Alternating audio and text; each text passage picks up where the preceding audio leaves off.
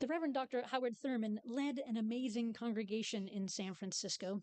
The Church for the Fellowship of All Peoples was founded in 1944 by the Reverend Dr. Howard Thurman and the Reverend Dr. Alfred Fisk as the nation's first interracial, interfaith congregation. The formal inaugural service for the Church for the Fellowship of All Peoples took place on October 8, 1944, at the First Unitarian Church at San Francisco. For over 75 years, the church has helped people discover God's purpose for their lives. I attended worship there a few times during seminary, and I was even part of a service there one Sunday. Thurman had a vision, a clarity of how faith ought to be within and also out in the public square. Here at the beginning of a new year, just after Epiphany, I am moved to share Thurman's powerful, perhaps even revolutionary words, as slightly adapted in our hymnal. He wrote, "When the song of the angels is stilled, when the star in the sky is gone, when the kings and princes are home, when the shepherds are back with their flocks, the work of Christmas begins. To find the lost, to heal the broken, to feed the hungry, to release the prisoner, to rebuild the nations, to bring peace among the people, to make music in the heart." What I find so meaningful about this passage is its direct invitation to connect with our values. Christmas, in many ways, as you know, has become about what we get, what we spend, what sales we got, performances, parties, holidays, movies, all that. And as a reminder, Thurman's words invite us to connect to the story of this time, the story of Jesus' birth as described in both the Gospels of Luke and Matthew of the Christian scriptures, naming the angels and the star, the kings and princes and the shepherds, and that when all the hoopla falls away, there's work to be done. The work that Jesus would grow up and teach his followers, find the lost, heal the broken, feed the hungry, release the prisoner, rebuild the nations, bring peace, and make music in the heart. Now, Thurman's not saying make music by heart. We don't have to have it memorized. In fact, I think what he is saying is that to evolve, to change, that we continue to listen and make music in the heart in this moment. The music that needs to be called forth, even as the world's challenges may strive to break that heart and discourage us. Make music in the heart. I have been involved in more protests and calls for change than I can count. Sometimes they are grounded in anger, which can fuel us for a while. We probably ought to be outraged that it took so long to get a new Speaker of the House. They are there to do the work of the people, not pout petulantly demanding concessions and committee placements. But maybe that's just me. We probably ought to be alarmed that many of those same people are threatening our very democracy and think climate change is a hoax. But that anger can turn to bitterness if we don't actually do anything to change the thing, the actions, the behaviors, the politicians, the policies that we're angry about. And anger often impedes our ability for a creative response. And boy, do we need some creative responses right now.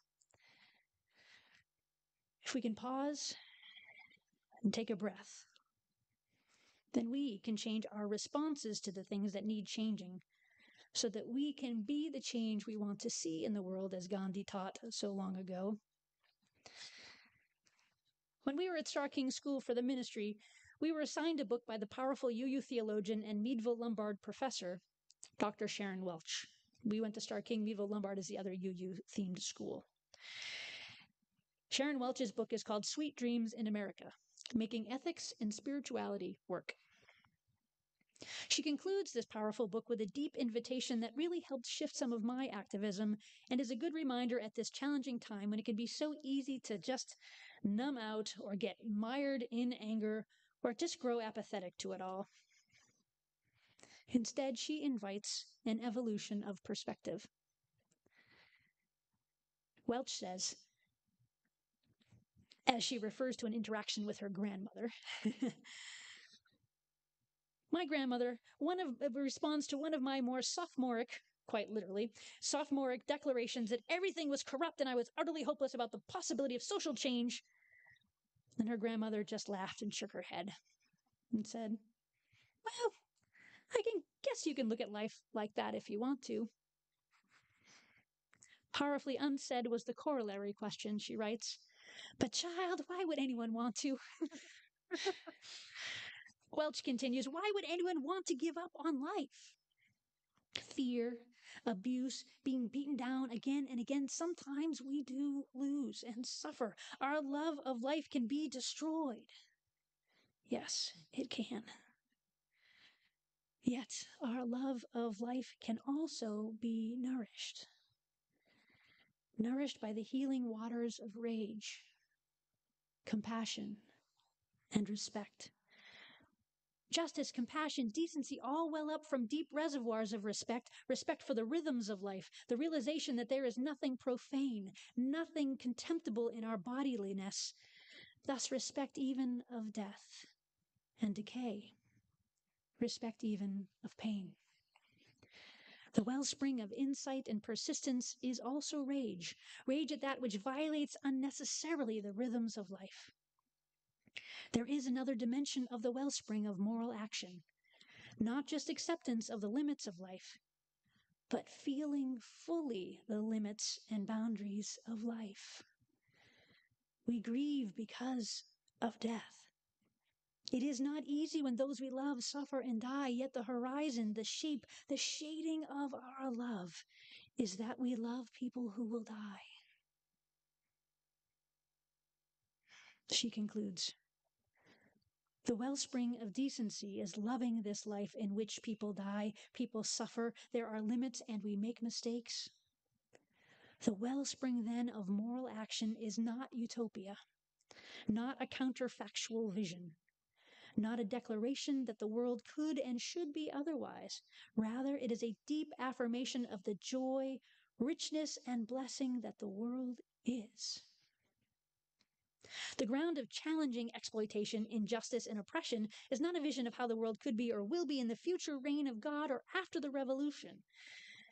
The ground of challenging injustice is gratitude, to heartfelt desire to honor the wonder of that which is, to cherish, to celebrate, to delight in the many gifts and joys of life."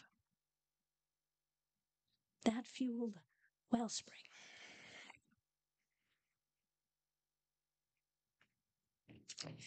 At such a time when we realize that a shift is needed, when we feel called to challenge injustice or create a change in our own lives, or find a way toward healing a relationship or our own broken hearts, but we aren't yet sure how it will happen, we may feel stuck and hopeless. We may find comfort and inspiration then in the words of the Hebrew prophet Isaiah, as translated in the New Revised Standard Version of the Bible, who wrote of God saying, "I am doing a new thing. Now it springs up. Do you not perceive it? I am making a way in the wilderness and streams in the wasteland." I am making a way in the wilderness and streams in the wasteland. How might those words have been heard by the people of Israel who were held captive in Babylon? People who were tired and exhausted, people who wanted things to be different and yet weren't sure that change was possible. How might they be heard by us today? Isaiah was deeply concerned about the lived experiences of the people, about justice in this world, and he was deeply faithful. As Unitarian Universalists, we affirm that there are many ways to find truth, including, for some, a direct experience of the holy. Christian theologian Marcus Borg interprets that Isaiah wasn't trying to be a microphone for God. Isaiah is instead writing of what he knew of God, of his experience of God, and that his God was one of change. Changes people themselves may not be able to make alone. I am doing a new thing. Now it springs up. Do you not perceive it? I am making a way in the wilderness and streams in the wasteland. Sometimes we may not be inspired to change. We may actually want consistency or time to just let things settle a bit without having to adapt. And yet, we know that change can occur without our intention, without the need of our active participation, and even without our permission.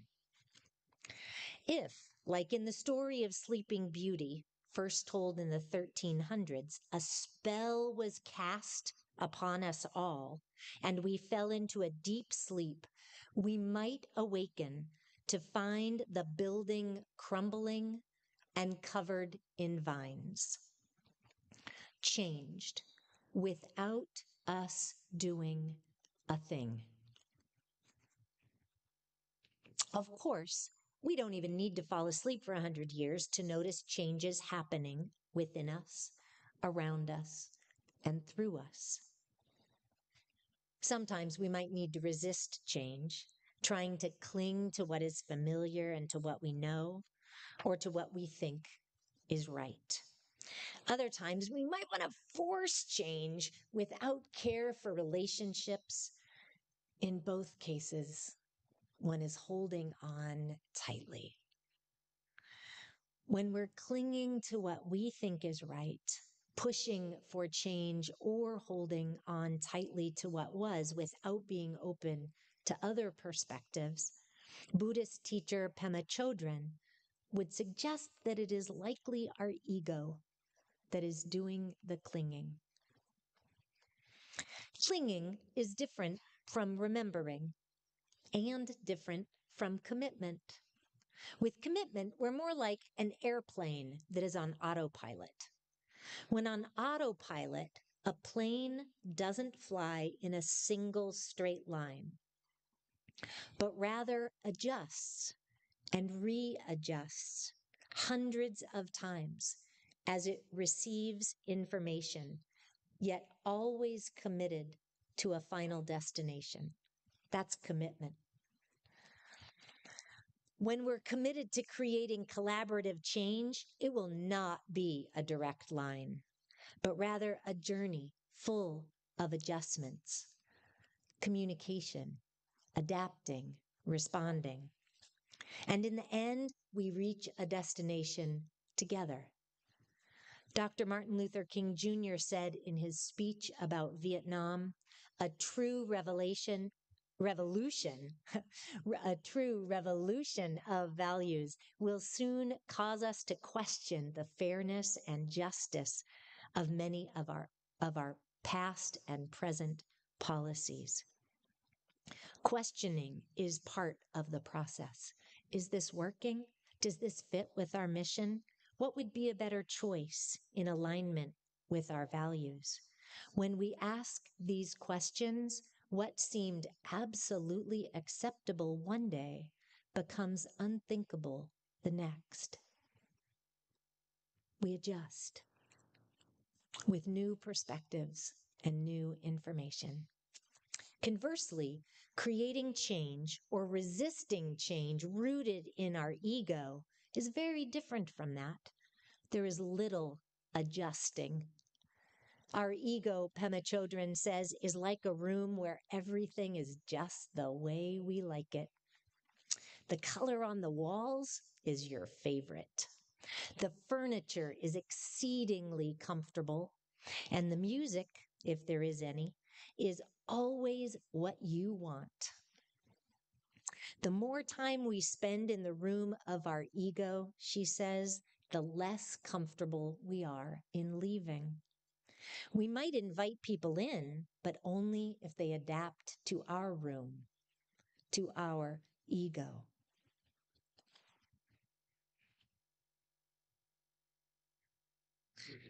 Revelations often precede revolutions. How do we know the root of our desire for change or for resisting change? How do we know if changes are needed? And if so, what is our part in the revolution? Because sometimes we think other people need to change and aren't necessarily paying attention to the ways we need to change, right? So perhaps we can draw on Sharon Welch and refer to those well springs of moral action and decency and gratitude. When change is needed, we also need to consider the pace of that change. Something life-threatening or dangerous? Probably quick. Change immediately. Some things are urgent and need attention, but not necessarily immediately. And some things need to change incrementally through growing awareness and methodical process. But we don't always agree on which kind of change is needed, other than maybe the life-threatening one. And even then, sometimes we don't. If we were to create a line in this space, a continuum of people with one wall over there by the windows, or whatever room you're in your Zoom room, placing great comfort, like you are really comfortable with change, no problem, you go with the flow, water rolls off your back like a duck, it's no problem, you would be over there by the windows. And if you're like, oh my God, don't change, just make everything the same, please, keep everything the same, might be at the opening door, the front doors, or whatever opposite room wall in the Zoom room, where would you place yourself on that continuum? Super chill, comfortable with change, or heck no, don't change anything? Where would you be in this room, whichever room you're in?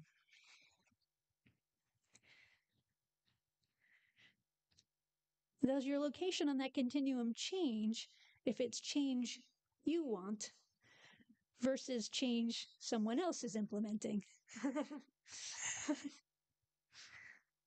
How about if it's happening faster or slower than you are usually comfortable with? Where on the spectrum do you go then?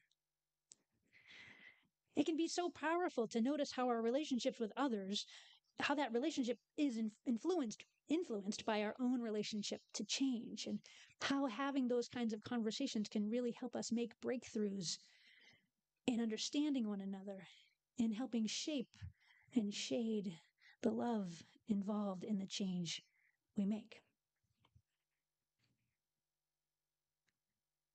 Last Sunday on January 1st, our service included 3 parts: remember, release, and resolve. My resolve was inspired by words spoken to me at my ordination by my minister and mentor, Reverend Gretchen Woods. She said, "Asculte," Latin for listen. Listen to those you serve, she said. Listen to your family. Listen to your own heart. Listen for the Spirit. You got to do when the Spirit says do, we sang earlier, but we can only know what that will be if we listen. Over these next 10 weeks of our sabbatical, we will be listening. We invite you to listen too. Listen to one another. Listen to family and friends. Listen to your heart. Listen for the Spirit of humanity, the Spirit of life and love, the Spirit of justice and compassion.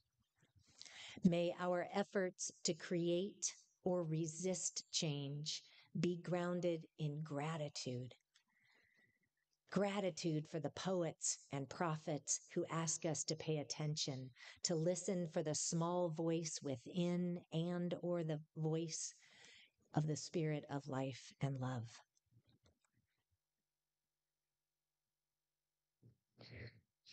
Sometimes resisting change is the right thing. When things are moving towards injustice, resisting that change is good. It has something to teach us, too, when we resist change that we might want to make and then never actually make. We humans, we're such complex creatures. Whether you find inspiration from Isaiah, Thurman, King, or Welch, or in the words of Bob Dylan, for the times they are a-changin'. Or Sam Cooke, 'cause it's been a long time coming. But I know change gonna come. Yes, it will. Or maybe the poet and prophet Tracy Chapman, talking about a revolution sounds like a whisper. And Taylor Swift, because I didn't even know this song before worship, preparing for this service, but now I'm thinking it needs to be like an arena anthem or something. Taylor Swift wrote this piece called Change, and the refrain says, because these things will change, can you feel it now? These walls that they put up to hold us back will fall down. It's a revolution. The time will come for us to finally win, and we'll sing hallelujah. We'll sing hallelujah. May it be so. Salam, shalom, aho, ashe, namaste, amen, and blessed be.